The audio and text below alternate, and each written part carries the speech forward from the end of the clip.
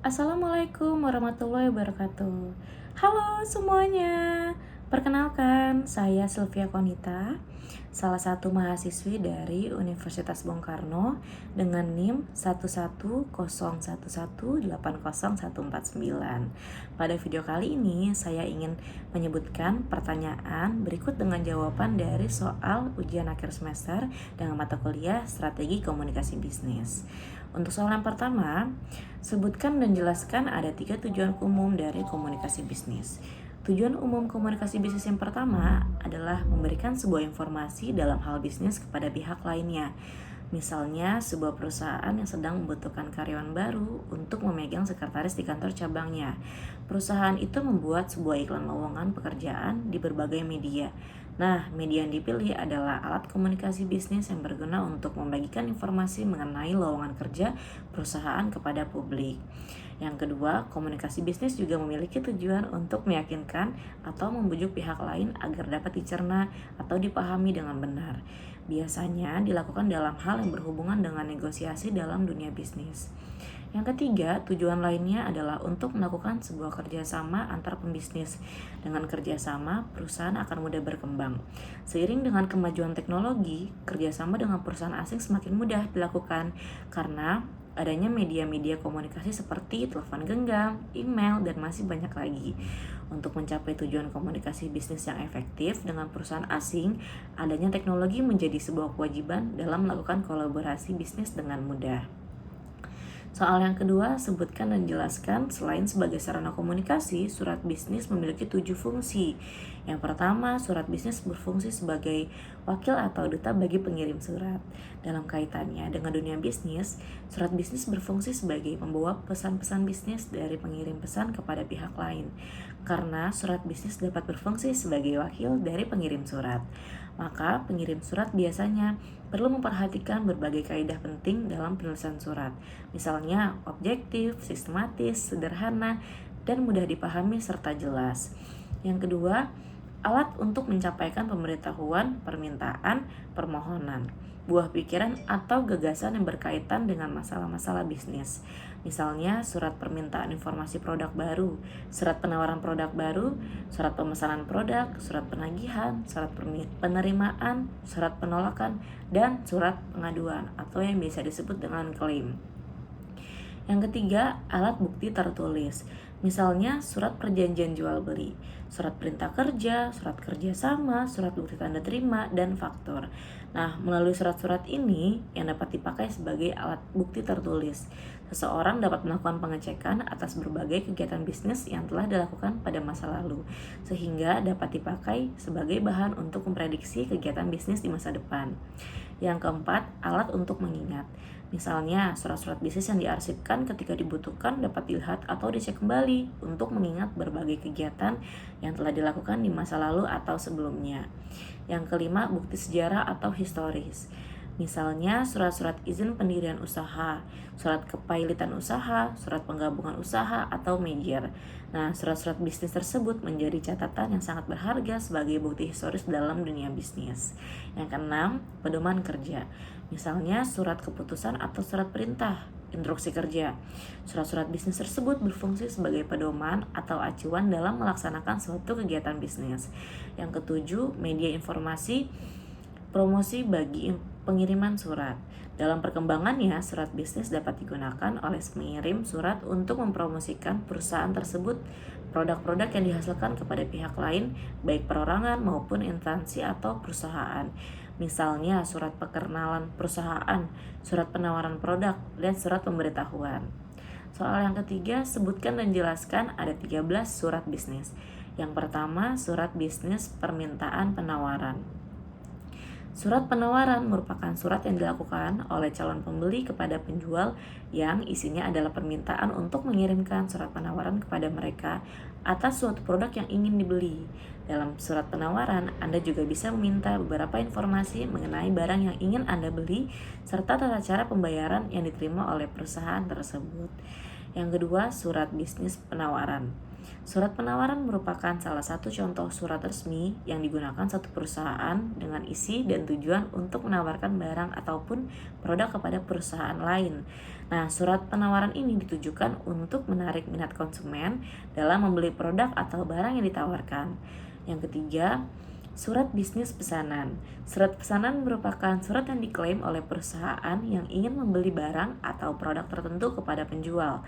Dalam hal ini, surat pesanan tentu akan diisi dengan informasi mengenai nama barang dan jumlah barang yang hendak dibeli.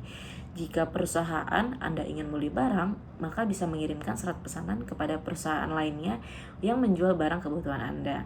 Yang keempat, surat bisnis penagihan.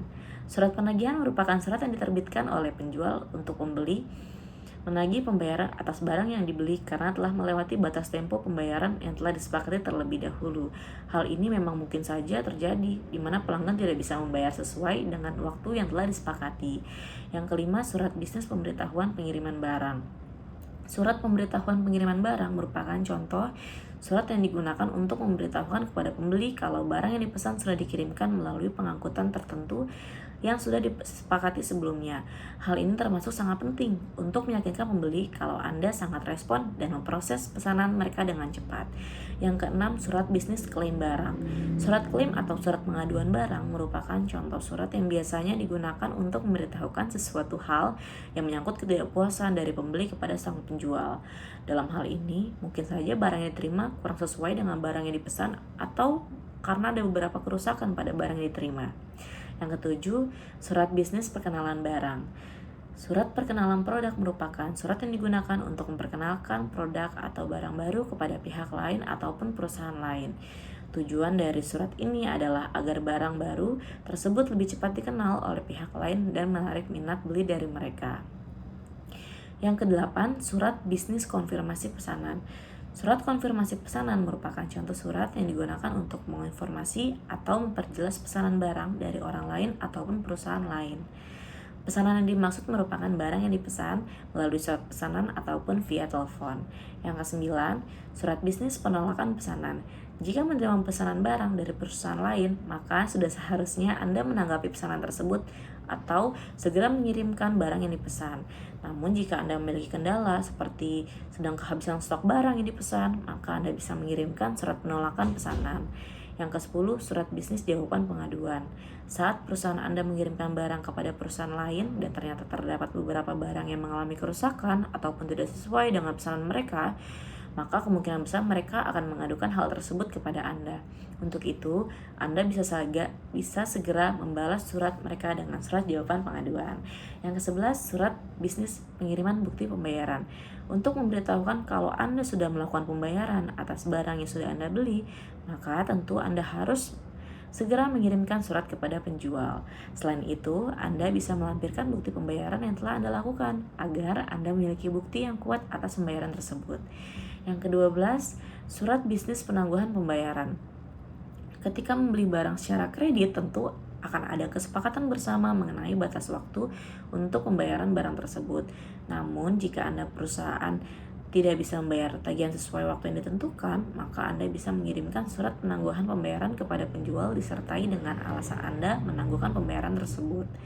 Yang ke-13, surat bisnis jawaban penangguhan pembayaran. Jika salah satu klien perusahaan Anda tidak bisa membayar tagihan sesuai dengan waktu yang telah disepakati bersama, maka mungkin mereka akan mengirimkan surat penangguhan pembayaran kepada Anda. Untuk itu, Anda bisa membalas surat tersebut sembari memberitahukan batas waktu yang bisa Anda berikan untuk mereka melunasi tagihan tersebut. Nah, soal terakhir yaitu soal nomor 4. Menurut Casey, ada 3 tahapan penting dalam bernegosiasi dan jelaskan tahapan perencanaan, tahapan implementasi, dan tahapan peninjauan. Yang pertama, tahapan perencanaan. Tahap perencanaan negosiasi membutuhkan 3 tugas utama, yaitu merencanakan sasaran negosiasi dan memperjelas proses negosiasi.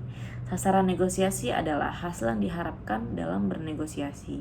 Hal ini merupakan salah satu alasan utama mengapa seseorang bernegosiasi. Penentuan sasaran sangatlah penting sebagai arahan atau petunjuk dalam bernegosiasi. Strategi negosiasi yang merupakan cara untuk mencapai tujuan bernegosiasi. Untuk mencapai kesepakatan kedua belah pihak, memang diperlukan strategi yang tepat. Nah, proses negosiasi merupakan salah satu proses tawar-menawar yang diharapkan mampu menghasilkan suatu kesepakatan di kedua belah pihak yang saling menguntungkan.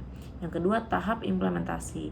Tahap implementasi merupakan tahapan peranan atau tindakan yang diperlukan agar mencapai sukses dalam bernegosiasi. Implementasi negosiasi memiliki beberapa komponen penting, antara lain taktik cara Anda adalah bahwa Anda tahu tujuan yang ingin dicapai. Anda bersikeras dan memaksa pihak lawan agar percaya bahwa Anda yang benar dan Anda harus terus menekan. Lalu, taktik bekerja sama. Taktik ini menegaskan bahwa Anda mau mendengarkan pihak lawan dan mengetahui apa yang di benak mereka. Anda yang memutuskan untuk bersikap reaktif, bukan proaktif, siap bekerja sama. Taktik tidak bertindak apa-apa. Taktik ini merupakan kerja keras kepala dalam bernegosiasi. Dalam hal ini, Anda tetap bersikukuh pada pendirian dan tidak mudah berubah. Terakhir, taktik melangkah ke tujuan lain. Taktik ini merupakan Andalah yang harus aktif menggeser suatu persoalan ke persoalan lain. Yang ketiga, tahap peninjauan. Negosiasi tahap ini merupakan tahap setelah berlangsungnya suatu proses negosiasi. Ada beberapa alasan penting mengapa tahap peninjauan negosiasi perlu dilakukan, antara lain, yang pertama, untuk memeriksa apakah Anda sudah mencapai tujuan Anda. Jika tidak, maka hal itu dapat menjadi pelajaran sekaligus pengalaman yang sangat berharga bagi seorang negosiator. Tapi jika iya, maka pastikan yang Anda sudah lakukan dengan baik dan bangunlah kesuksesan Anda. Sekian jawaban dari soal ujian akhir semester. Kurang lebihnya saya mohon maaf. Terima kasih.